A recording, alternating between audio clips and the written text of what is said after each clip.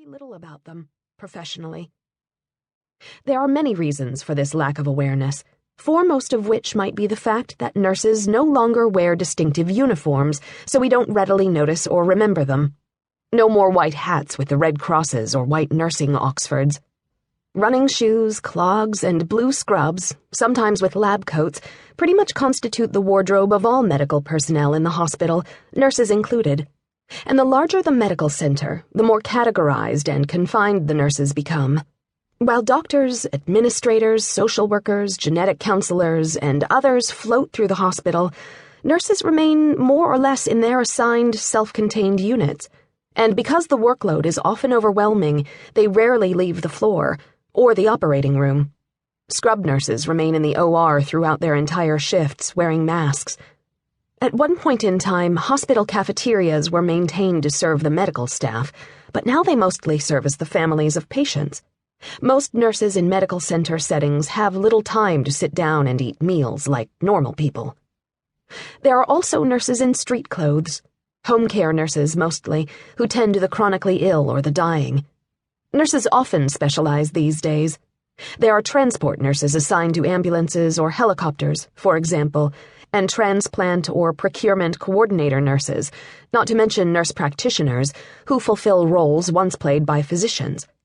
In this collection of essays, you will become intimately involved with many different kinds of nurses from diverse walks of life, nurses of various ages and differing attitudes about their profession.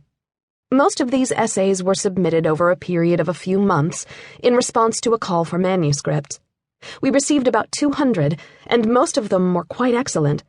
Few nurses receive training in creative writing, and yet the power of the narratives and the clarity of the prose were quite astounding.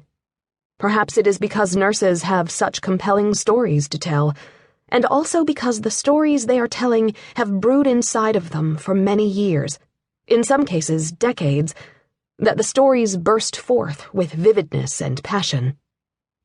But allow me to revisit the idea of, and the reasons for nurses' anonymity in some quarters. Nurses tend to keep their experiences to themselves, though they do trust, confide in, and confess to other nurses. I am not saying that there's no friction or animosity among nurses in the workplace. To the contrary, nurses are more critical of one another than are members of any other group in the medical center, including physicians. Nurses have a lot to prove to themselves and others, precisely because their work is often not spotlighted. But as hard as they can be on one another, nurses faithfully and forcefully support each other in times of stress, emotion, and need, most especially the veteran nurses who reach out on a regular basis to those who are just entering the profession. This mentoring aspect fades as the nurses mature and fashion their own distinct ways of dealing with difficulty, but there seems to be an affinity and connection between the veterans and the rookies, the head nurses and the newbies. A head nurse must be the strongest person in the unit, for he or she serves as a role model. At the same time, this person must exhibit tenderness and be attentive to younger nurses, usually recent graduates, especially those who are experiencing a patient's death for the first time.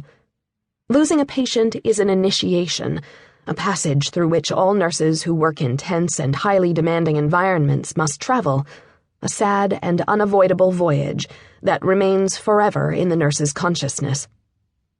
I observed this passage quite vividly once, learning from the points of view of both the veteran and the new nurse at a children's hospital I was writing about. A head nurse in the neonatal intensive care unit, NICU, told me this story. A baby died while a brand new nurse, fresh out of school, 21 years old, was caring for him. I went to be with her right away, even before the baby was dead, but when it was clear that death was imminent, the head nurse told me. I knew that the baby was taken care of. We had other nurses covering that baby at that time, and the social worker was with the mom and dad. So I went to be with that young nurse, who probably needed me more than anybody else did. I asked her, "Do you want to continue taking care of this baby, or would you like to change assignments?" And she didn't say anything, and then I said, "I really think it would be better for you if you took care of this baby." She needed to know in the days to come she could go through this whole process. And she did. She was in tears, but she returned to the bedside and picked up the baby.